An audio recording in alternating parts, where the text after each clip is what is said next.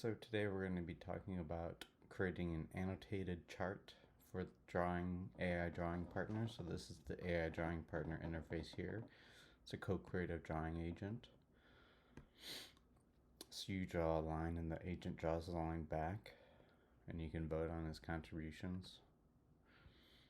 So I'll show a few actions here to populate the action history.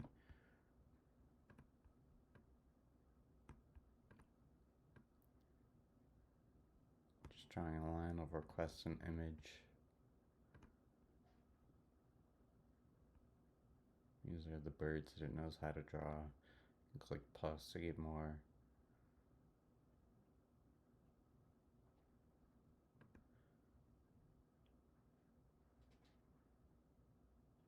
Those don't look like birds anymore. Doesn't matter. What we're trying to do is populate the action history.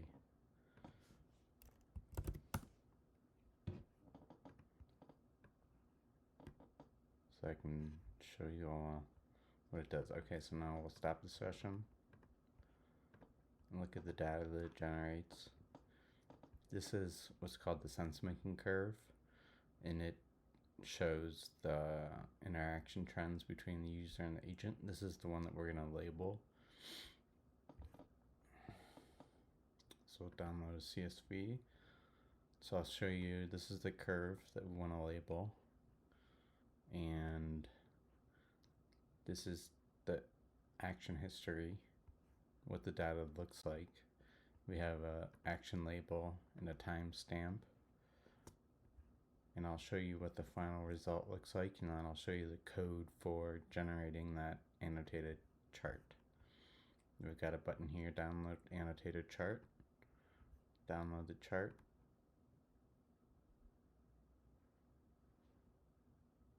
And there's no annotations.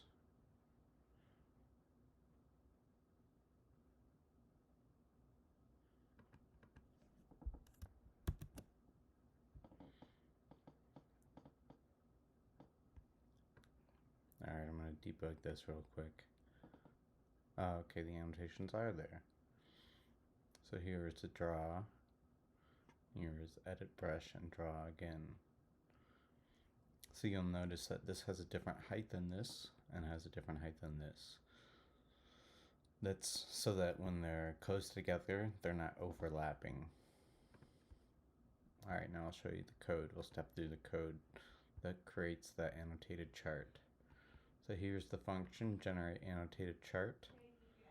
First, we create an annotated canvas, which is a canvas element, and we create the annotated context for that canvas.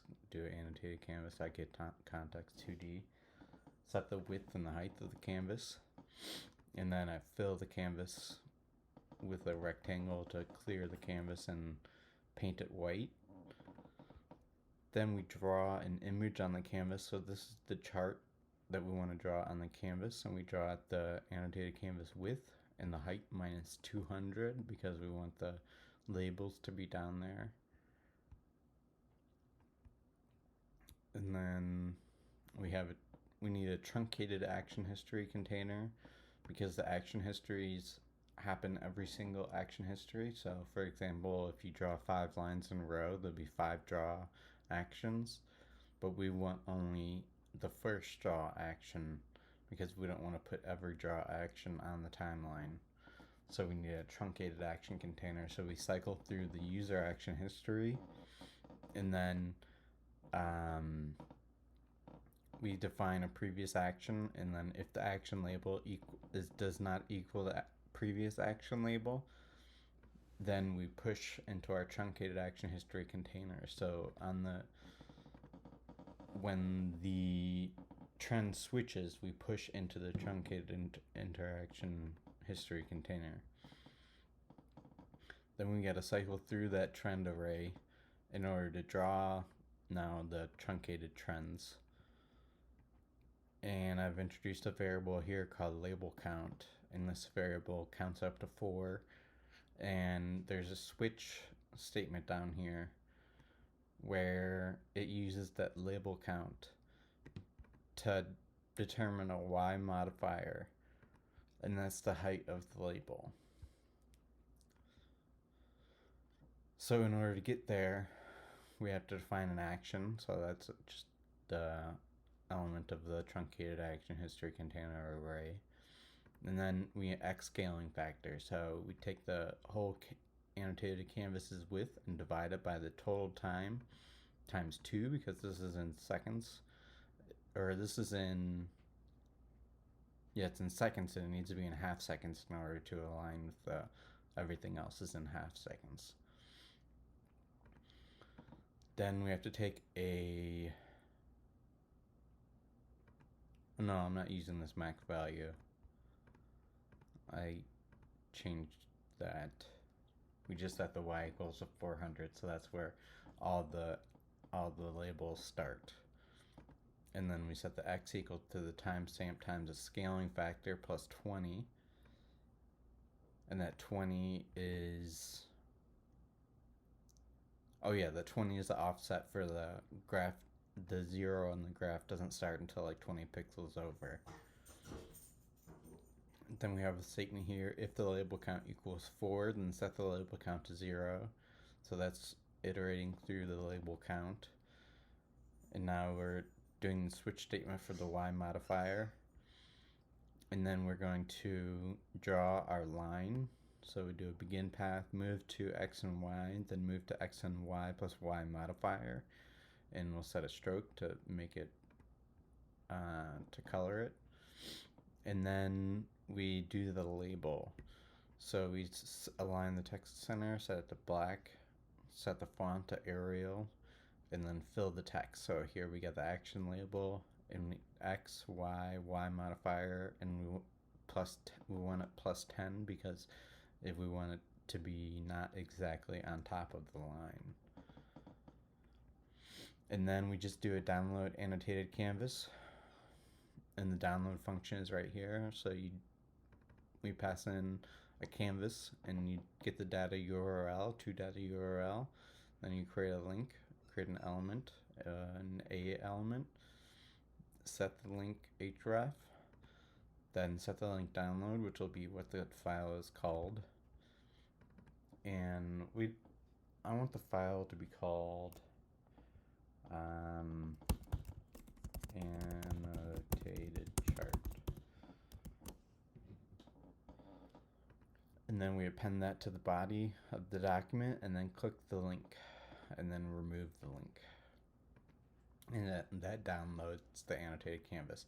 So now that we've gone through, I'll show you guys one final time, and then we'll end the video. And I'll try to get more drawing actions on here so we can see how the drawing looks, or how the annotated canvas looks with multiple drawing actions on here.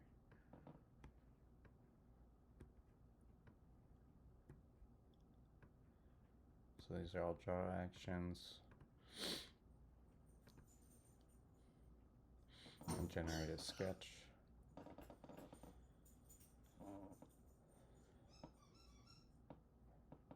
A bus.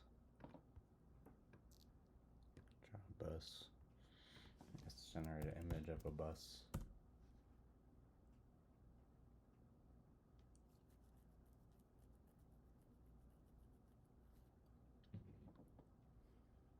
What's that look like? Nice. Cool. Go back to the line tool here. Draw some more lines.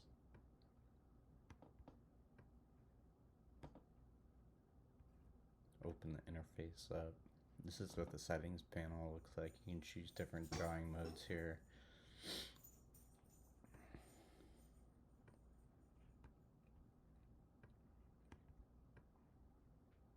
Alright, that should be good.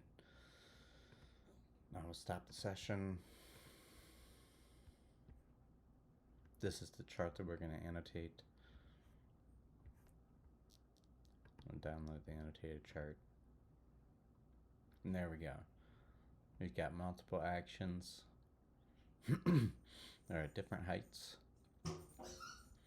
so they're not overlapping. And we've got ourselves an annotated chart.